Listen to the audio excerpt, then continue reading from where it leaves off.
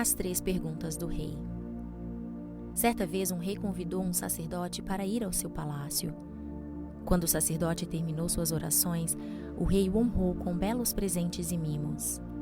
Intrigado com as orações, o rei então perguntou ao sacerdote: "Você pode me dizer aonde Deus mora? Para qual direção ele olha e o que ele consegue fazer?"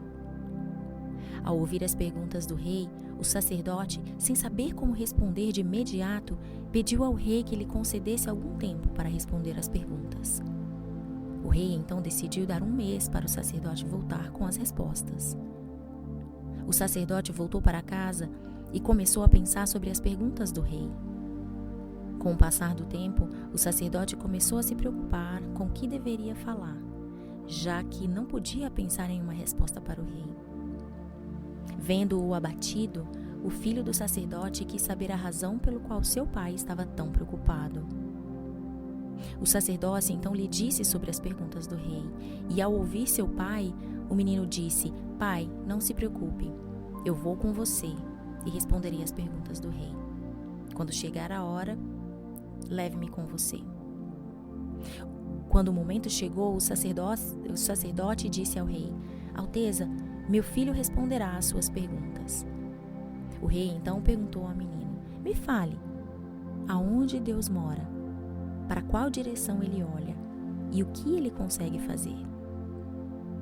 O filho do sacerdote então disse: "Ó rei, para isso, primeiro eu preciso de um copo de leite." O rei imediatamente ordenou que seus servos buscassem o copo de leite para o menino.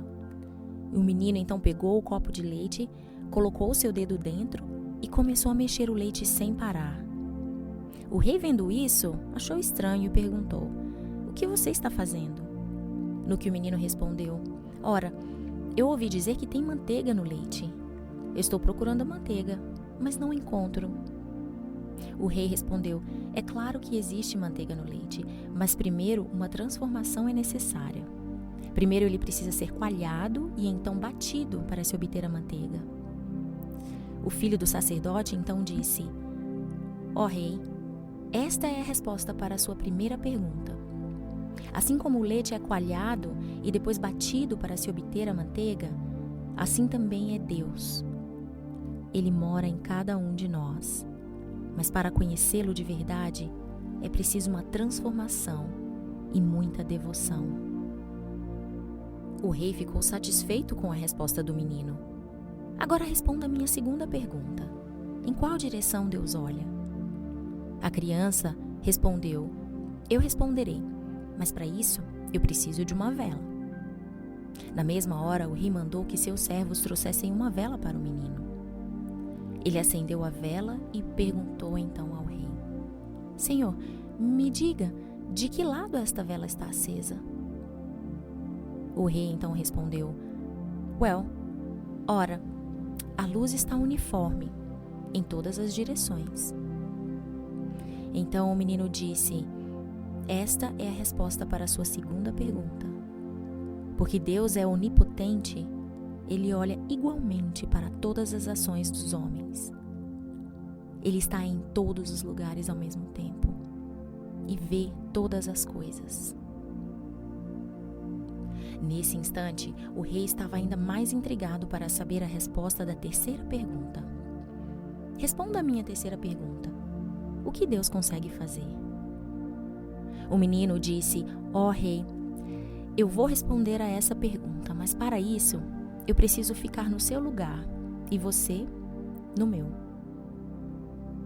O rei hesitou um pouco, mas ele estava tão ansioso pela resposta que concedeu o pedido do menino. O filho do sacerdote então subiu ao trono e se sentou.